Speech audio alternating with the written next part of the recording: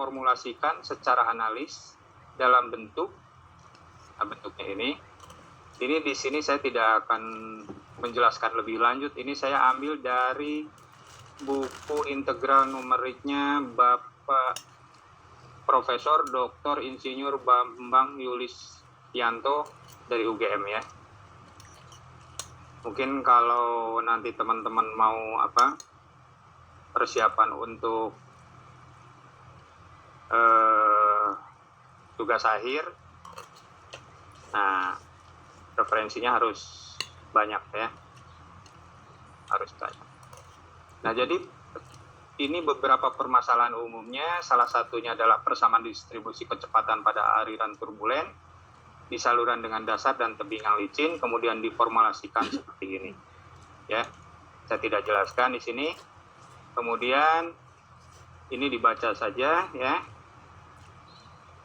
Kalau nanti perlu referensi bukunya bisa tanya saya ya, nanti bisa saya kasih lihat bukunya seperti apa. Kemudian yang kedua adalah suatu saluran dari spillway waduk ya. Jadi spillway itu kayak saluran yang punya limpahan ketika debit airnya berlebih ya. Jadi ada buangan yang disebut spillway ya. Spillway bisa berbentuk sumur, bisa berbentuk segi empat, dan bentuk lainnya ya. Bisa dilihat nanti di searching bagaimana spillway seperti apa. Nah formulasinya seperti ini ya. Ini saya hanya sepintas karena intinya saya membahas tentang integral numerik yang berkaitan dengan matematik ya. Yang termasuk di dalam kalkulus. Nah, kita masih ingat tentang pengertian tentang integral ya. Nah, di sini integral kita lihat di sini mana tadi. Nah, kita integral dengan bentuk seperti ini adalah termasuk finite ya, atau bentuk tertentu karena punya batas bawah dan batas atas. Jadi integrasi dari fungsi X di mana memiliki batas bawah A dan batas atasnya B. Ini bisa digambarkan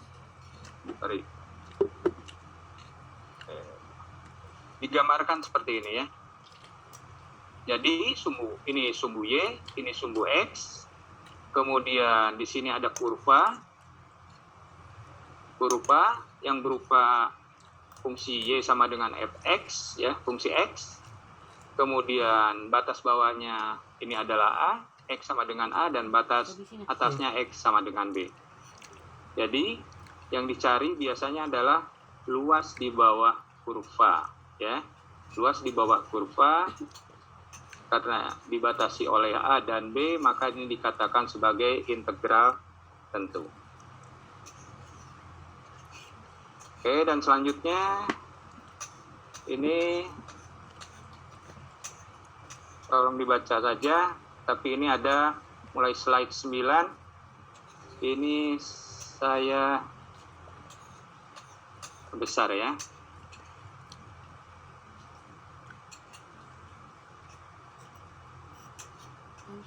Ini kebaca nggak segini? Halo? Baca Pak, di sini bisa di zoom Pak. Oke. Nah, di sini pengintegralan numerik saya ambil dari Profesor Hendra Gunawan ITB ya.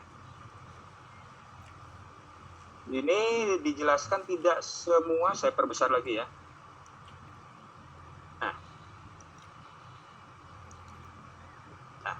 Di sini tidak semua integral tentu dapat dihitung secara eksak atau di dalam buku lain dikatakan dihitung secara analitik dengan menggunakan teorema dasar kalkulus sebagai contoh. Nah, contohnya ketika kita misalnya melihat integral atau diketahui ekspresi bentuk integral sin dari x kuadrat dx, kemudian integral dengan batas bawah 0, batas atas 1 dari akar 1 kurang X pangkat 4 dx. Inilah bentuk-bentuk yang tidak bisa atau tidak dapat dihitung secara analitik.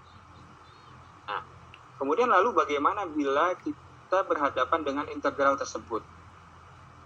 Nah, maka dilakukan proses pengintegralannya. Yang harus diingat adalah ketika proses pengintegralan atau integrasi, maka pertama adalah melakukan dengan cara mengiris. Iris, kemudian dari irisan itu kemudian ditaksir, kemudian jumlahkan.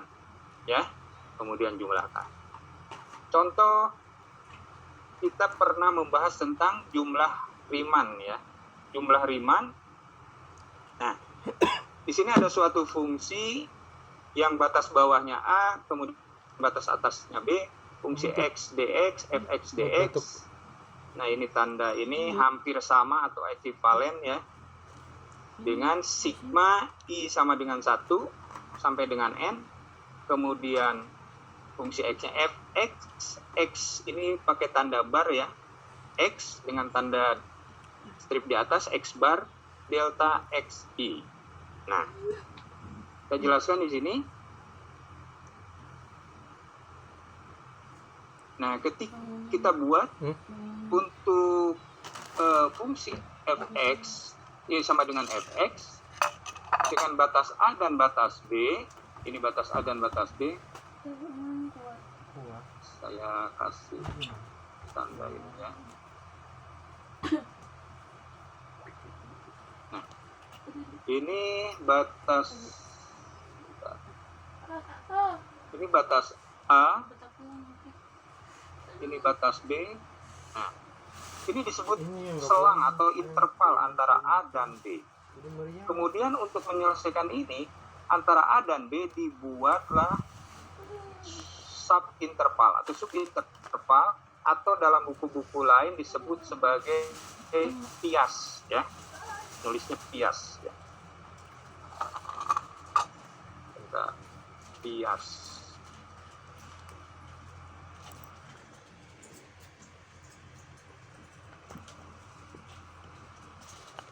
Bias ya. Iya. Jadi kalau ketika kita membaca buku lain kalau ada kata bias berarti interval A dan B kemudian dibagi menjadi beberapa bagian, itu bagian subinterval, maka subinterval ini yang disebut dengan bias ini ya, disebut dengan bias. Karena beberapa buku menyebutkan itu sebagai bias. Kalau di buku Castro disebut sebagai pita, kayaknya kurang pas kalau saya ya. Mungkin bias lebih cocok, atau subinterval atau selang antar A dan B ya. Nah, jumlah Riemann itu, bentuk dari jumlah Riemann ada 3 macam ya. Ada jumlah Riemann kiri, jumlah Riemann kanan, dan Riemann tengah. Jadi kita lihat untuk jumlah Riemann ya. Dari penjelasan gambar ini tadi dibagi beberapa interval, saya selesaikan dulu ini beberapa interval, kemudian nilai A ini sama dengan X0, kemudian dibuat beberapa interval, bisa misalnya kita buat N interval atau berapa interval dengan B sama dengan XN ya. Berarti di sini X0, X1, ini X1, ini X2, X3 dan seterusnya. Kemudian yang dimaksud X bar, kita kembali dulu ke sini.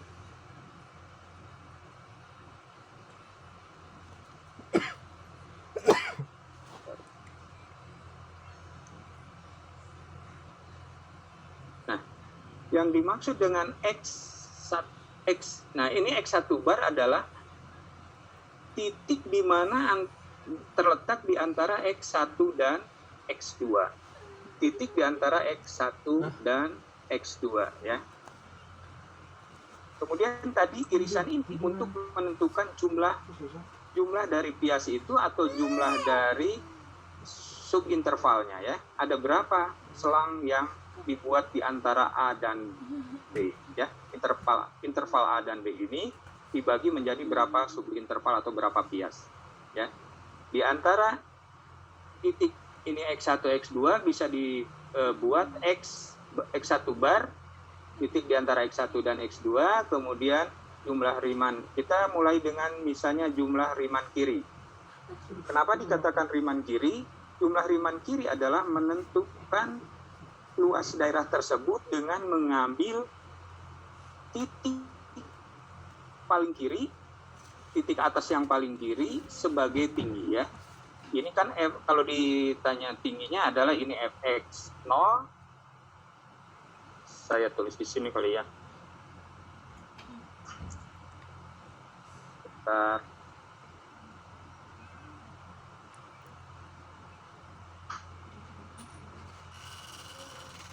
Jadi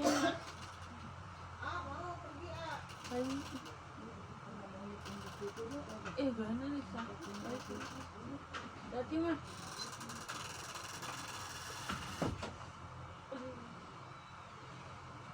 Oke, saya gambar kembali di sini ya. Jadi bentuknya ini sebenarnya kalau lengkapnya ini sumbu X, ini sumbu Y. Terbalik ya. Ini sumbu Y, ini sumbu X. Kemudian di sini ada kurva ya. Misal seperti ini. Ini kurva, ini batas bawahnya A, ini batas atasnya, batas atasnya B. A itu sama dengan X0 ya, X0. B sama dengan Xn. Nah, kemudian ini dibagi lagi menjadi beberapa subinterval atau beberapa bias ya. Tergantung mau dibagi 4, dibagi 5, dibagi 8. Terus nanti ada misalnya di dalam soal itu ditentukan ya. Dengan N jumlah misalnya 6. Maka kita harus membaginya dengan 6 subinterval ya. Kita bagi 2 dulu. Misalnya di sini kita bagi 4 ya. Berarti ini X1, ini X2, ini X3, Xn-nya adalah X4 ya. Nah, ini bias-biasnya. Ya, ini harusnya lurus. Nah, di antara X1, X2 adalah X bar. Ini X1 bar ya. Di sini adalah X2 bar dan seterusnya ya. Terusnya. Nah, sekarang kita langsung masuk ke jumlah Riemann kiri. Ada yang masih ingat? Orang masih ingat? Riemann, jumlah Riemann integral Pradana? Halo, Pak. Ya? Lupa. Dadang kali. Dadang nomor. Halo, Dang. Goyang, Pak. Marcel, ingat? Oke, saya lanjut ya. Jadi jumlah Riemann itu ada 3. Tadi saya sampaikan bahwa ada jumlah Riemann kiri, Riemann kanan, dan Riemann tengah. Fungsinya apa? Fungsinya adalah perhitungan integral ini adalah mana yang paling mendekati nilai eksak. Ya, jadi kita dihitung dengan jumlah Riemann kiri, kita bandingkan dengan jumlah Riemann kanan, kemudian bandingkan dengan jumlah Riemann tengah. Ya, nah kita lihat di sini jumlah Riemann kiri, saya perbesar lagi ya. Nah, jumlah Riemann kiri dengan batas bawah A dan batas atas B dari fungsi f x dx, maka ekivalennya adalah sigma I sama dengan 1 sampai dengan N. Kemudian karena menggunakan titik yang paling kiri, sesuai namanya, Riemann kiri, maka gunakan yang paling kiri. Maka fx ini menjadi fx i kurang 1. Nah, jadi kalau saya gambarkan di sini, saya geser dulu ini di sini. Jadi yang mana yang dibilang fx 1, fx 2, inilah yang, sorry sebentar.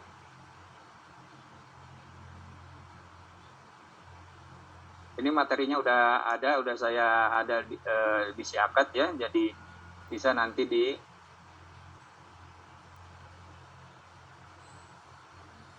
bisa di-download ya. Nah, mana fx 0? Nah, ini ini fx 0. fx 1-nya mana ini? Fx 1 nih, titik yang ini. Ini fx 1. fx 2-nya mana? Yang ini. Ya, fx 2 dan seterusnya ya.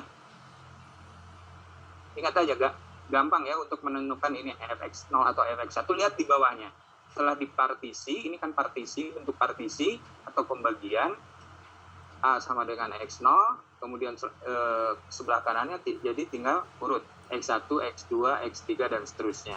Kalau ininya subintervalnya banyak ya. Jadi lihat yang di bawahnya, maka ini adalah fungsi dari fx ya. Nah, oke, saya hapus dulu ini.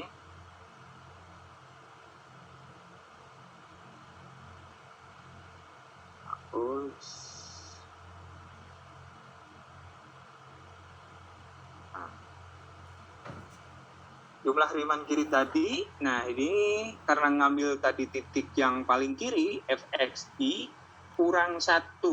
Jadi ketika i-nya sama dengan 1, kan i-nya dimulai dari 1 ya. I-nya dimulai dari 1. I dimulai dari 1.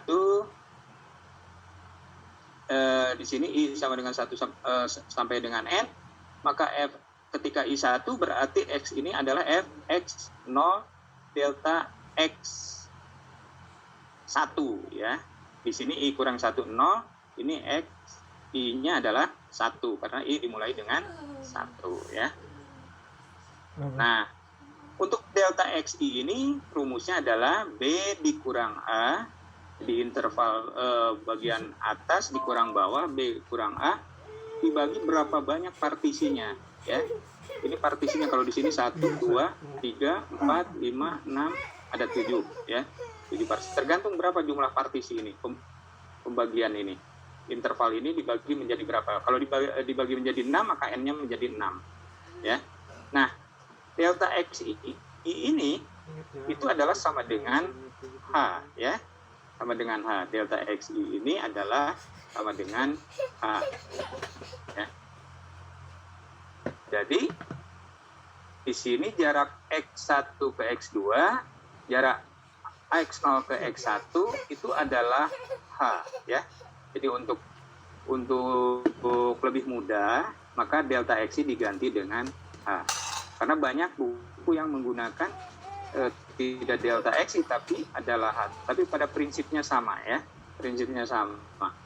Nah, selanjutnya sigma i sama dengan 1 sampai dengan n, maka fungsi dari a tambah i kurang 1 b kurang a per n. Nah, rumus akhirnya adalah, kita lihat ya, ini nanti bisa dilihat-lihat lagi. Akhirnya adalah yang ini ya, yang bawah nih. H dalam kurung kait fx0 tambah fx1 tambah selanjutnya ya, fx2 fx3 sampai dengan fxn kurang 1. Kenapa fxn kurang 1? Karena yang diambil adalah yang paling kiri. Jadi xn-nya tidak masuk. Tapi ketika mengambil Riemann kanan, maka yang diambil adalah x1 sama dengan sampai dengan xn. Tapi ketika Riemann kiri, maka yang paling kiri itu adalah x0. x0 sampai xn kurang 1. Ya, kenapa rumus ini seperti itu? Itu alasannya ya. Kemudian kita lanjut dulu. Nah, langsung ke riman kiri. Harusnya riman kanan dulu ya. Nah.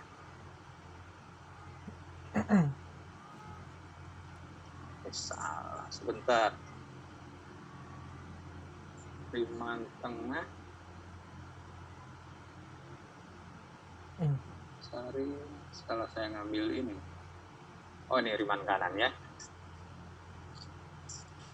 Riman kanan nanti bisa dilihat ya, dilihat. Ini hampir sama pada prinsipnya. Kalau tadi ngambil titik yang sebelah kiri, garis yang sebelah kiri, bukan titik ya, garis yang sebelah kiri. Kalau ini ngambil batas yang sebelah kanan ya. Jadi pada prinsipnya sama. Riman kiri, riman kanan, cuma hanya posisi dari garisnya, yang ini sebelah kiri, yang ini riman kanan sebelah kanan.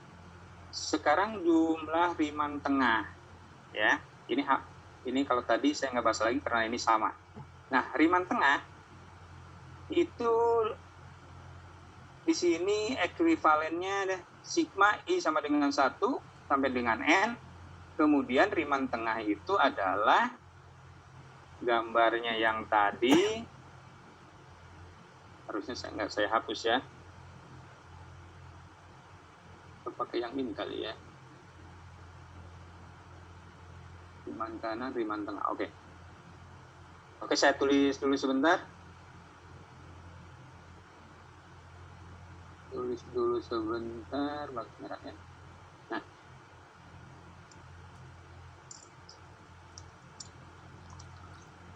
Sebentar. Ini kalau hilang nanti masuk lagi ya. Sudah saya siapkan waktu berikutnya ya. Baik, Pak. Jadi, riman tengah. Mana tadi riman tengah? Oke. X. Nah, di sini. F dalam kurung XI kurang 1 ditambah XI ya. Jadi artinya apa? Ketika I-nya 1, itu berarti X1 dikurang 1 adalah X0 ditambah I-nya 1. Ini I-nya 1, X tambah X1 dibagi 2. Jadi maksudnya apa? Maksudnya saya bisa gambarkan seperti ini. Kalau ini misalnya huruf dibagi 2, 1. Yang mudah bagi 4 aja dulu ya. Bagi 4.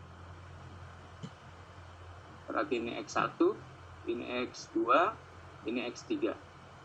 Nah, ketika menentukan ini berarti kalau ini X0 ditambah X1 berarti ini X0 ditambah X1 dibagi 2 ya.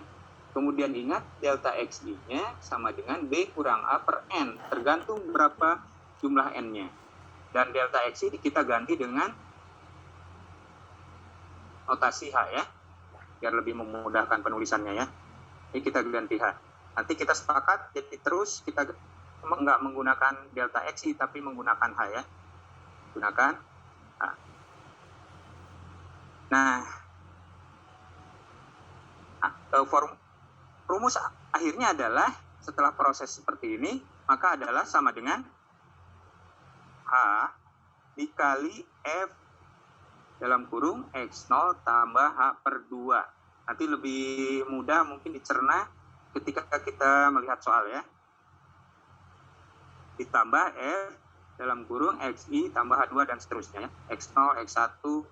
Nah, sampai Xn kurang 1 ya. Xn kurang 1 ditambah H per 2. Xn kurang 1 itu jadi yang ini. Kalau di sini misalnya ada 4, jadi Xn-nya ini nih, yang X3 ya. Nah, ini. Nah, X3 ini.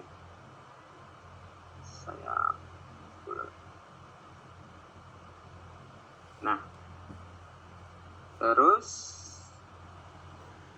Nah, sekarang langsung contoh ya. Contoh ya.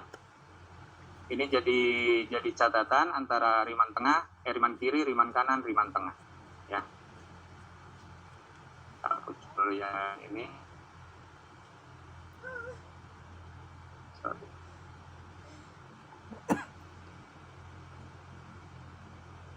Nah, contoh taksir nilai integral 1/x dx dengan batas bawah 1 dan batas atas 2 ya. Nah, ini secara soalnya. Kan contoh soal di sini diselesaikan dengan jumlah Riemann kiri. Ini saya singkat JR ya. Jumlah Riemann kiri, jumlah Riemann kanan, dan jumlah Riemann tengah. Bentar lagi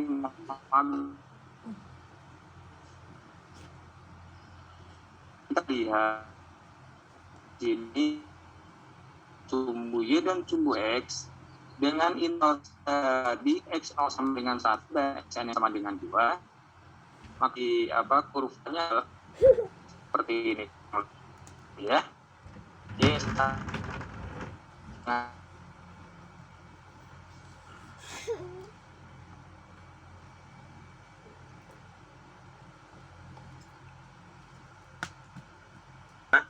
Ke kampus ya, karena kalau nggak ada cuman begini kita dikiranya saya cuman ini doang. Oke, saya lanjut ya. Jadi tadi nilai dari 1/x delta x, masih ingat nggak kalau delta integral 1/x itu sama dengan berapa? 1/x dx, masih ingat nggak? Luar biasa. Ingat nggak? Bilang kalau enggak juga jawab, nggak apa-apa. Saya nggak apa. Lupa mak. Ganggu. Kuliah mulu. Nah, Bagi dong. Bagi dong. oke, saya lanjut dulu ya. Nah, 1/x dx dengan tadi jumlah Riemann kiri, jumlah Riemann kanan, dan jumlah Riemann tengah. Artinya dihitung menggunakan Riemann kiri, Riemann kanan, dan Riemann tengah. Dengan n-nya berapa di sini ya, ditentukan dengan 4. Jadi kalau interval 1 2 saya zoom sebelah bawah sini nih dengan panah merah. 1 interval 1 sampai dengan 2 ini saya zoom di sini. Kemudian dibagi 4. N-nya jadi 4 bagian ya. 1 2 3 4. Nah, berarti titik ini berapa? Titik ini kan ambil titik tengah misalnya. Titik tengah itu 1 di antara 2 berarti 1,5 kan? 1,5 itu, nah di sini dibuat supaya memudahkan saya bikin 5/4 tanpa mengubah ya, 6/4, 7/4, ininya 2 ya. Nah, dari sifat keterbatasan ini hanya ilustrasi, tapi dalam penyelesaiannya adalah seperti ini. Dalam pengintegral numerik kita penyelesaiannya adalah lebih teliti ya. Beda dengan secara eksak atau analitis ya. Nah, X0-nya sama dengan 1. Jadi kita tulis satu-satu dulu. X0 sama dengan 1, X1-nya sama dengan 5/4, X2 6/4, X3 7/4, X4 sama dengan 2. Ini harus paham ya, kenapa ini 5/4, 6/4, 7/4. Ini kan 1 sampai dengan 2, ini dibagi 2, kemudian dibagi lagi yang ini. Maka hasilnya menjadi 5/4, 6/4, 7/4. Kalau ini berarti 1 berarti berapa? 4/4. Kalau 2 berapa? Berarti 8/4. Ya. Kalau dibikin per 4. Ya. Nah, maka fx0-nya sama dengan 1, fx1-nya sama dengan 4/5. fx2-nya sama dengan 4/6. Dan selanjutnya fx3 4/7, fx4-nya sama dengan 2. Paham nggak nih? Mas Bro, paham nggak? Belum, Pak. Belum paham. Nanyanya di mana dong? Semua nanyanya di mana nih? Ini kan langsung soal nih. Soalnya diketahui nih, integral batas bawah 1, batas atas 2. Integralnya adalah integral 1/x dx. Nah, 1/dx dx. Sebelum kita menghitung dengan Riemann kiri, kanan, dan tengah, kita tentukan dulu X0-nya berapa, X1-nya berapa, X2-nya, X3-nya, dan X4-nya. Kan tadi ini dibagi ya, menjadi 4 bagian. Kalau 4 bagian itu berarti menjadi 5 titik ya. 1, 2, 3, 4, 5. Ya. Nah, ini X0-nya 1. X1-nya 5/4. Ya. Coba, saya hitung dulu.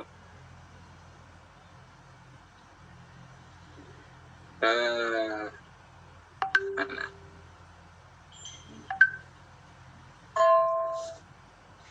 Jadi gambarnya gambar begini. Ini kan begini tadi apanya? Ini ke sini. Ini 1. Ini 2. 2. Ini dibagi 2 dulu. Dibagi 2. Jadi berapa nih? Di sini posisinya. 1,5 itu berapa? 3/2 kan? Betul nggak? 3/2. Betul Pak, 3/2. 3/2 betul. Nah sekarang ini apa lagi nih? Tangtung. Oh ini kabel. Sorry. Nah kemudian yang ini kan 3/2. Sekarang 1 tambah 3/2 ini tengahnya jadi berapa? Ini kan 1,5. Jadi 1 berapa nih? Ada yang tahu? Ini tinggal bagi aja titik ini dengan titik ini. Ini 1, ini 1,5. Berarti di antara 1 dengan 1,5, 1/4 kan? Betul nggak?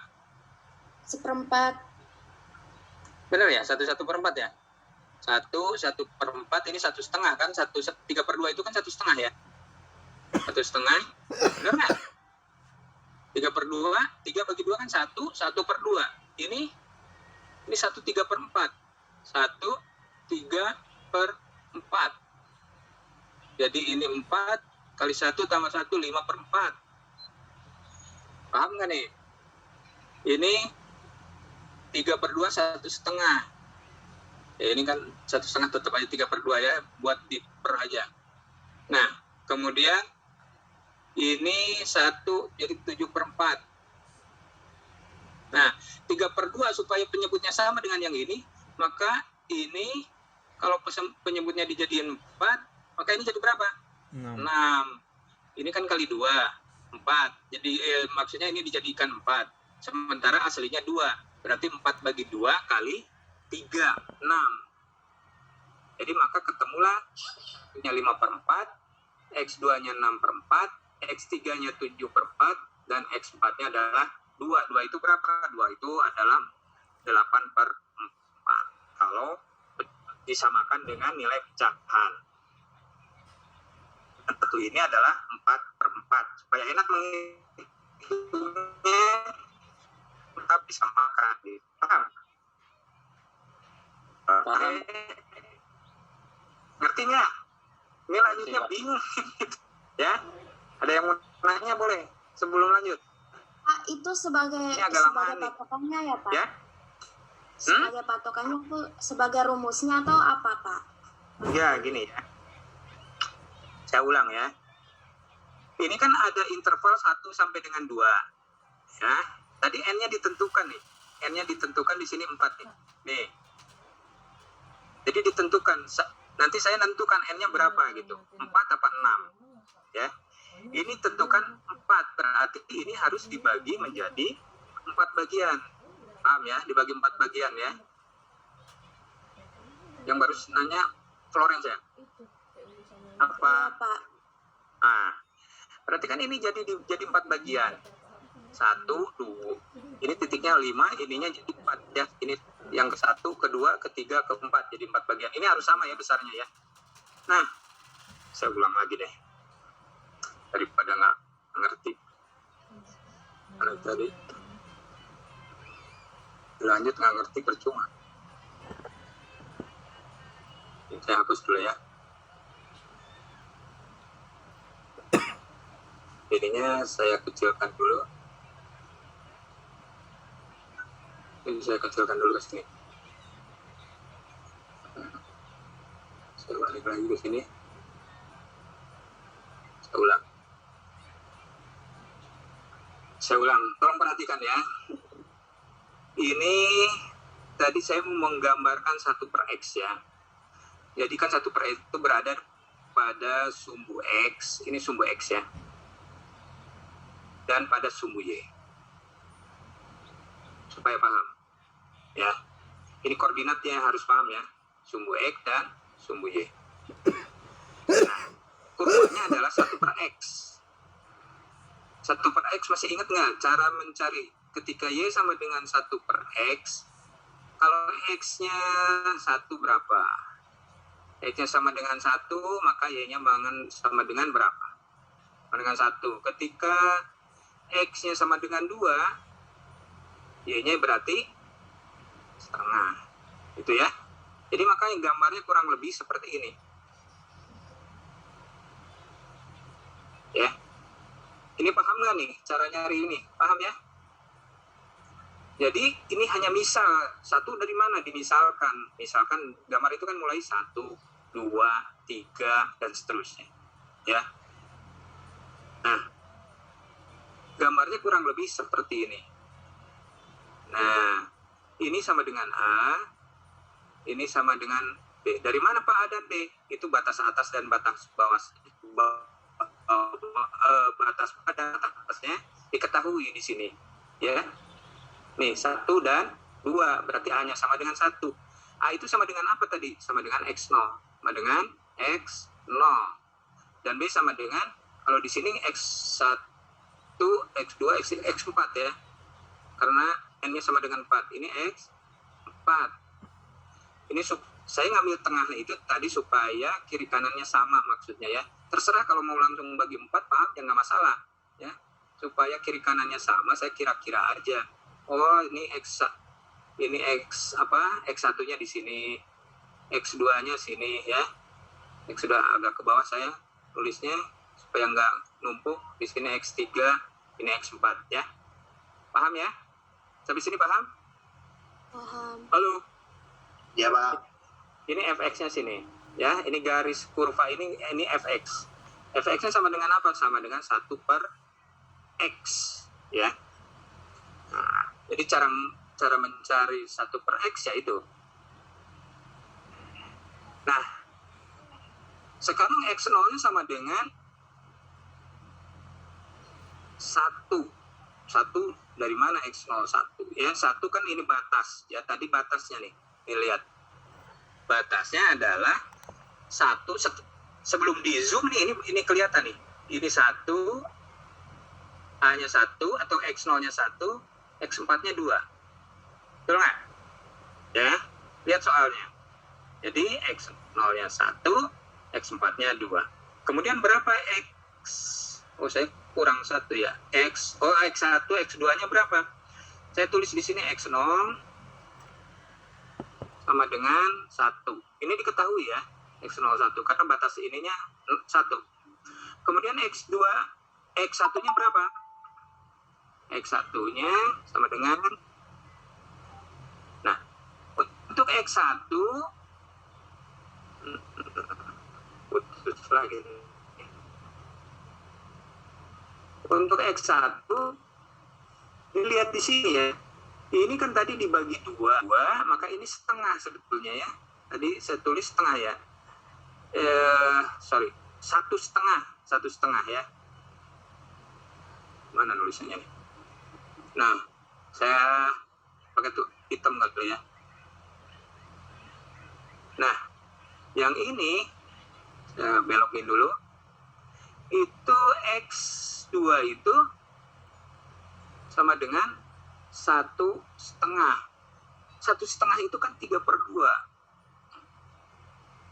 Kenapa dibentuk seperti ini? Supaya gampang hitungnya aja ya. 3/2. Nah, terus yang X1-nya tadi berapa? Kalau ini 3/2, ini 1. Nah, jadi ini kan 1/2, ini 1/1/4 nih X1-nya. X1-nya X1-nya nanti kalau nulis rapikan ya, ini saya berantakan. 1/4. 1/4 itu berapa? 4 kali 1 sama 1 berarti 5/4. Ini 5 ya, 5/4. X1 5/4. X3-nya berapa?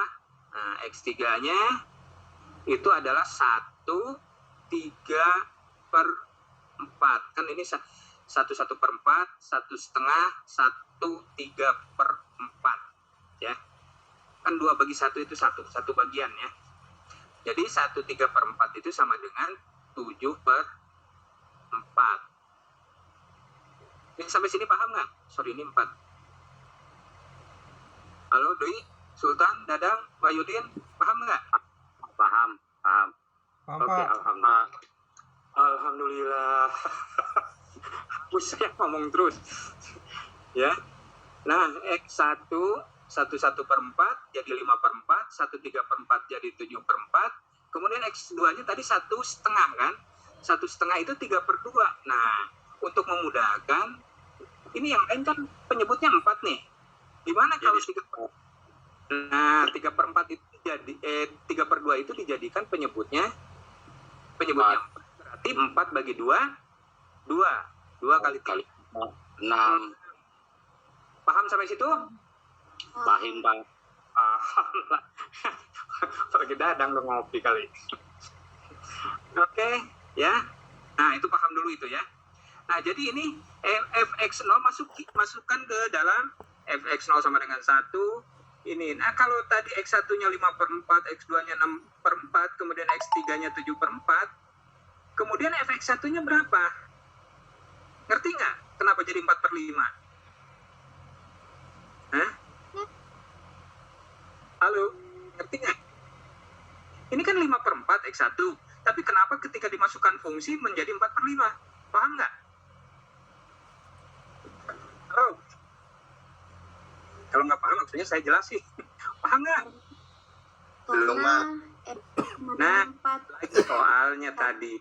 Soalnya itu 1/X ya. Ini nih, 1/X. Jadi Kak, sorry malah kecoret-coret ya. Sorry. 1/X dx. Nah, 1/X ya udah ya. Dx-nya nanti. Sekarang 1/X, 1/X ya. Contoh 1/X untuk 5/4 berarti 1/5/4. 1 dibagi 5/4. 1 untuk X1 ya. Jadi X1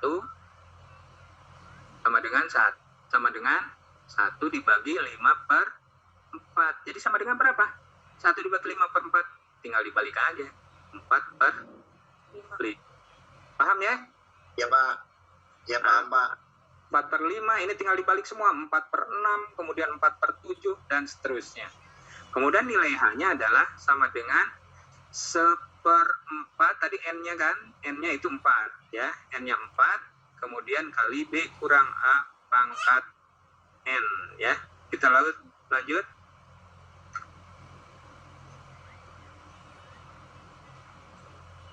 Nah, lanjut ke sini.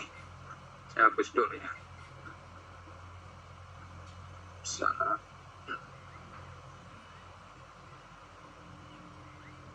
Hapus dulu. Udah paham itu, alhamdulillah ya.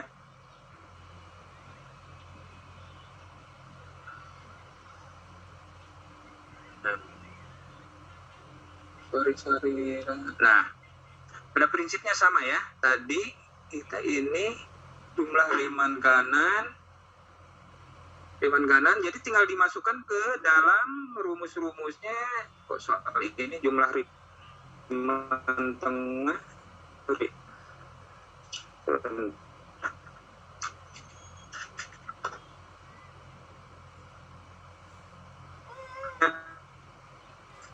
Ini hanya awal ya. Nah, kita masuk ke riman kiri dulu ya. Masuk riman kiri.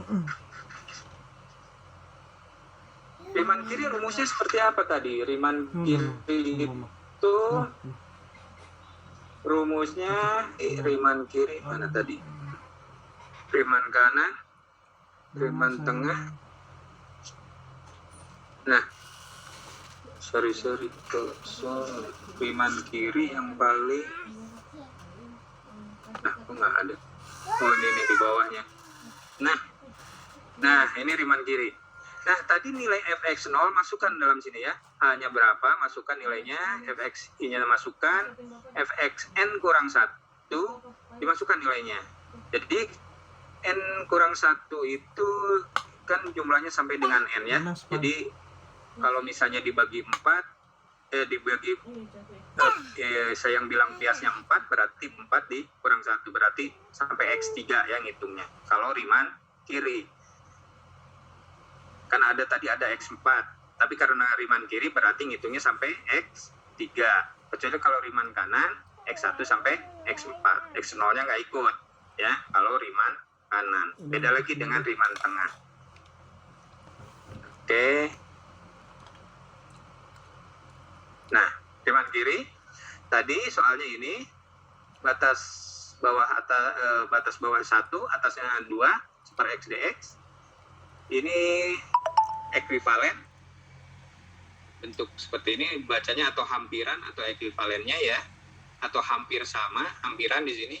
Banyak istilah ya, jadi nggak usah bingung dengan istilah-istilah itu ya. Nah, jadi di sini hanya tadi 1/4 dikali masukkan nilainya semua, maka ketemulah nilai 0,759 ya. Ini kenapa berubah tanda? Kalau ini sama dengan ini sama dengan ini. Tapi dengan nilai ini itu ekuivalen ya, atau hampiran ya, mendekati. Karena ini 759 masih ada angka ke belakangnya, maka ditulis dengan simbol seperti ini. Ini bentuk hampiran. Nah, Riemann kirinya hasilnya ini, Riemann kanan saya nggak usah jelasin ya, ininya nanti tinggal lihat. Riemann 0,35, kemudian kalau Riemann tengah 0,691. Mana yang paling baik dari nilai-nilai perhitungan ini ya, perhitungan secara numerik ya. Nah, kita lihat. Selain aturan-aturan Riemann kiri, Riemann kanan, Riemann tengah, ada satu aturan lagi, yaitu aturan trapesium. Ya, aturan trapesium. Nah, yang dua udah ngilang nih. Tadi 21. Aturan trapesium, saya hitung yang masuk sekarang ya. Kalau ketika saya terakhir ini 19 ya itu 19 orang. Jadi kalau tiba-tiba 21 saya coret. Aturan trapesium irisan ditaksir dengan trapesium. Ini bisa dibaca ya. Dibaca, ini rumusnya. Tadi yang paling penting adalah dasarnya yang tadi ya. Dasarnya tadi, contohnya sama. Cuman beda aturan. Kalau tadi aturan Riemann kiri, Riemann kanan, dan Riemann tengah, ini pakai aturan trapesium. Ya. Nah, kemudian di sini taksir dengan aturan trapesium dengan n-nya sama dengan 4, hanya kalau n sama dengan 4 hanya sama dengan 1/4 ya. Jadi ada hitungan sebentar. Nah, 1/4 ngerti nggak ini jadi 1/8? Pasti bingung juga. Benar nggak? 1/4 ini dibagi 2. 1/4 dibagi 2 itu sama dengan 1/4 kali, kalau dikaliin, kalau dibagi dirubah jadi kali, kan berubah ya. Jadi 2 jadi 1/4 kali setengah ya. Ini 1/4 dibagi 2. 2-nya dari mana? Kan ini nilai X-nya 2 ya. 2 jadi 1/4 bagi 2 itu sama dengan 1/4 kali 1/2, jadi 1/8 ya. Nah, ini rumus, 2 ini rumus, 2 rumus, lihat rumusnya. Kemudian ini nilainya tidak berubah dengan tadi, 4/5, 4 kali 4/6, kali 4/7, ya. Tinggal ini dikalikan. Nah, ini keuntungannya tadi disamakan penyebut. Nah, karena ketika masuk ke sini dia jadi pembilang kan, dibalik ke atas ya. Kan ini 2 kali 4, 8/5, 2 kali 4, 8/6, 2 kali 4/7, 8/7. Nah, ini setengah itu 8/16. Ini kita tidak mengubah nilai ya, nilai aslinya. Maka hasilnya adalah 0,97. Kemudian ada satu aturan lagi, aturan parabola ya. Aturan parabola itu adalah aturan Simpson. Nah, di dalam kemarin ada soal saya kasih, itu ada aturan Simpson ya. Aturan Simpson saya perlihatkan Mana tadi? Yang ini kelihatan ya? Yang soal ini? Yang tempo hari? Yang saya nggak ini? Halo? Kelihatan nggak? Kurang jelas. Kurang, Pak. Yang dari UGM itu loh. Soal di UGM itu kan ada Simpson 1/3. Paham ya? Oke, baca dulu lah ini semuanya ya. Ini jelas, penjelasannya jelas. Nanti kalau ada yang kurang jelas, boleh tanya ya. Jadi aturan trapesium, kemudian aturan parabola. Aturan parabola itu sama dengan aturan Simpson. Cuman sini tidak diperjelas aturan Simpsonnya. Aturan Simpson 1/3 apa 3/8. Karena 1/3 dengan 3/8 berbeda ya. Boleh cari referensi dulu. Seperti T itu error ya. Error dengan n suku n, jumlah sukunya n. Nah, maka di sini rumus sudah ditentukan ya. Seperti ini. Tapi ini tidak akan dibahas.